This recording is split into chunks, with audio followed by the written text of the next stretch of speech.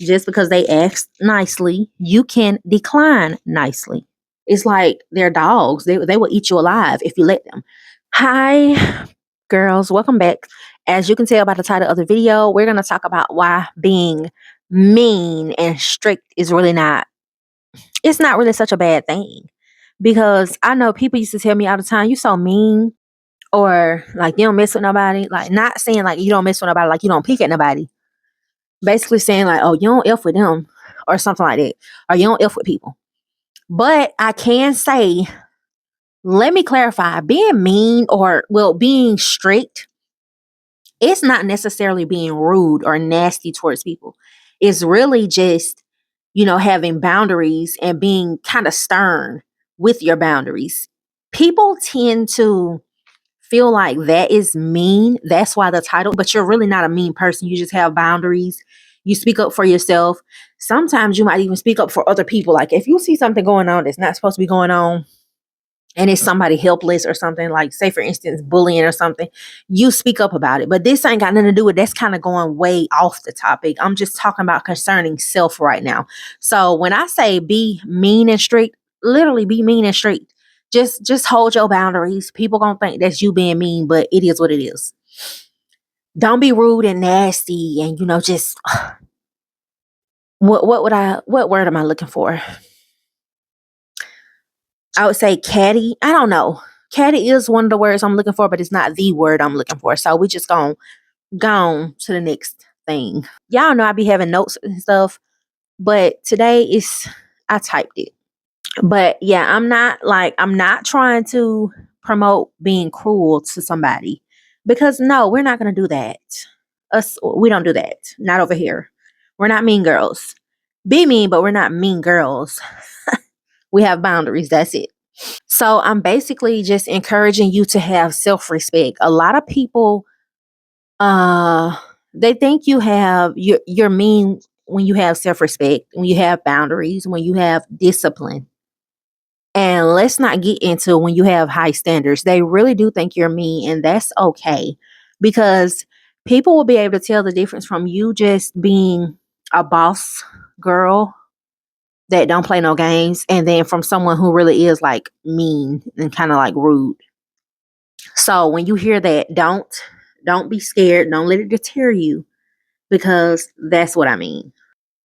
When you stop being a pushover and like over accommodating to other people and their needs, when you stop making other people's emergencies your emergencies, that's kind of when people perceive you as strict.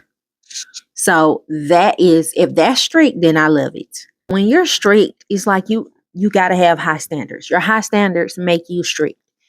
And this is with relationships, friendships, like intimate relationships, friendships, family relationships, work, especially if you're a corporate girly. I've never been a corporate girly, but the stories I hear, it seems like you really got to be mean slash strict in that field, because it's like they're dogs. They will eat you alive if you let them.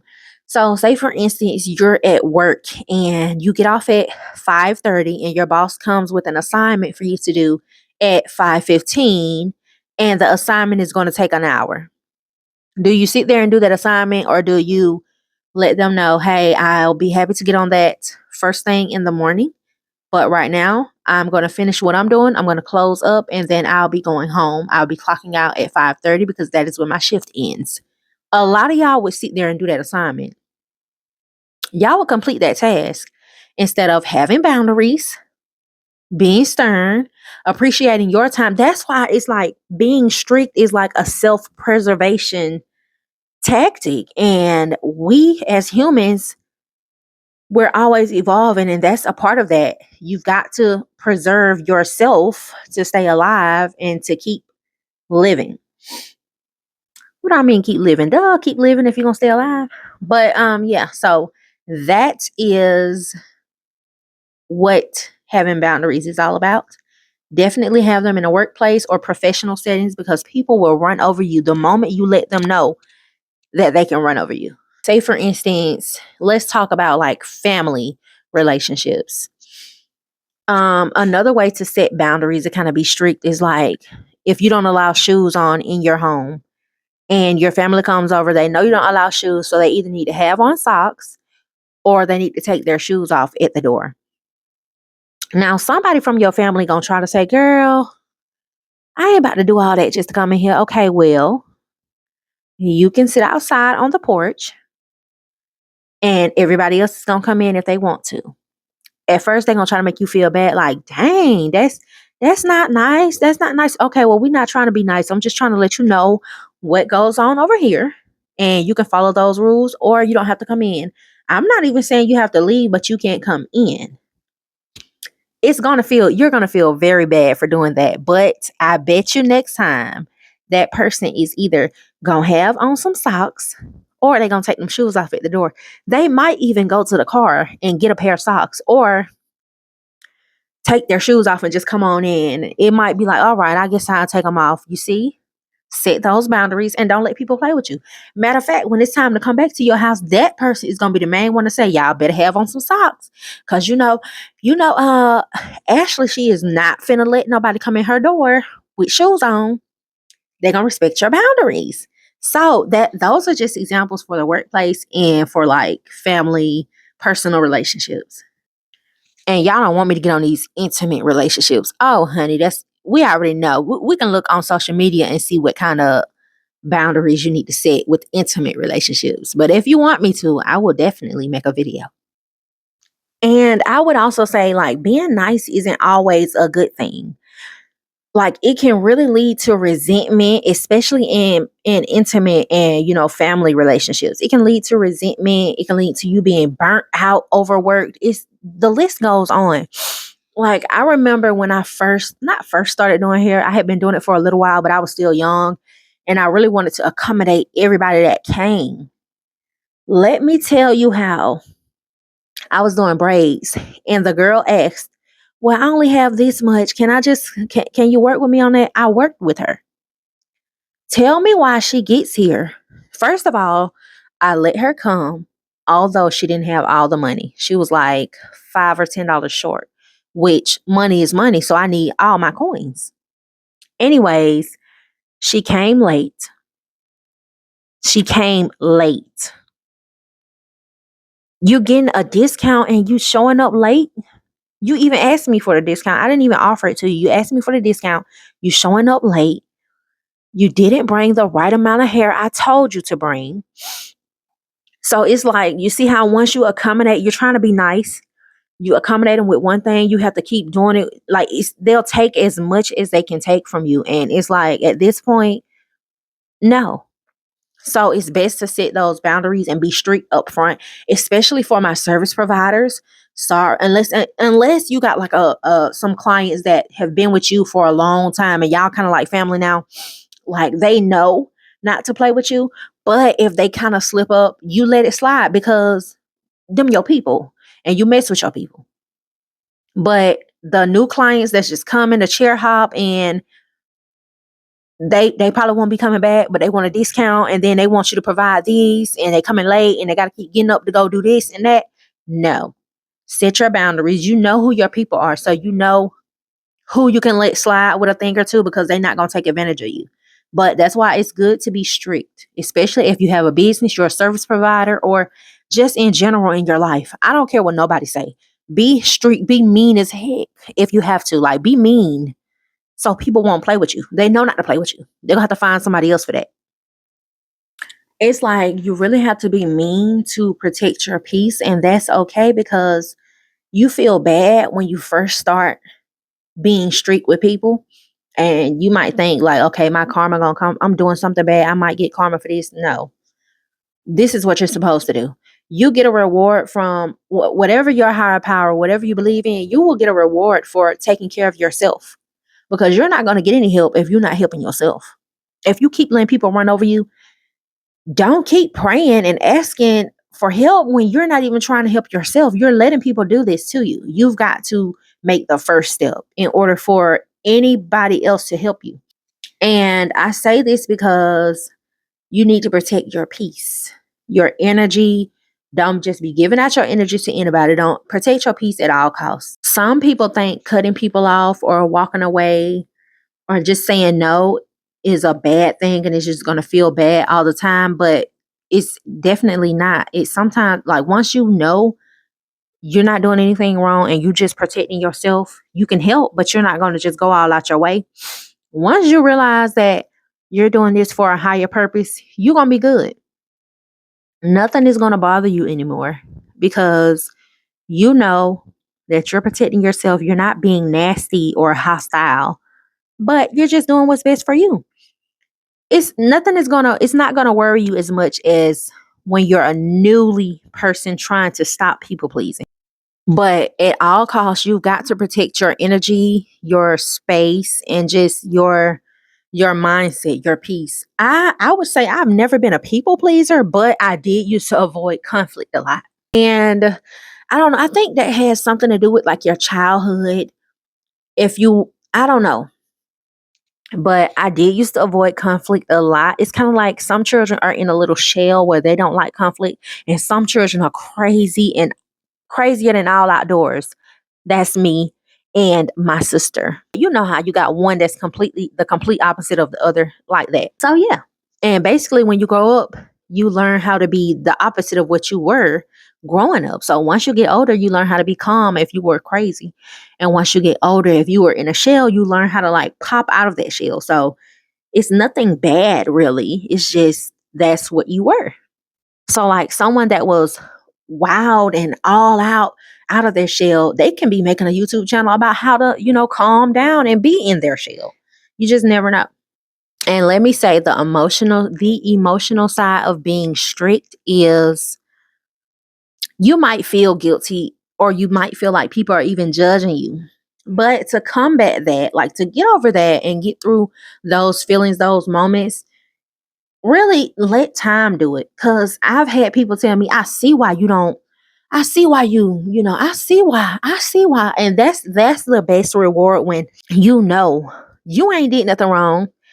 People might be mad at you then, let's say a month or two later, a year or two later, 10 years later. I see why you was the way you was. I see why. Like when everybody get big, everybody grow up, they were like, I see why you never come around. I see why you don't let them people play with you. I see why you jump right on their head. Soon as they try to do something, I see why you nip it in the bud because that's when people start to learn it was never you. That's why you don't worry about what people are thinking or what they're saying because if you know you're genuine and you're not doing anything wrong, let it be, let it fly. And one thing I can say is you need to be disciplined, strict, mean with yourself too, because that's how you start doing it with everyone else around you. If you're not disciplined with yourself, if you're not strict on yourself, you're not going to be strict with everyone else around you because you don't even trust yourself to be able to provide for yourself. So hold yourself accountable to those goals. If you said you're going to get fit, get fit. If you don't do that, you don't even trust yourself.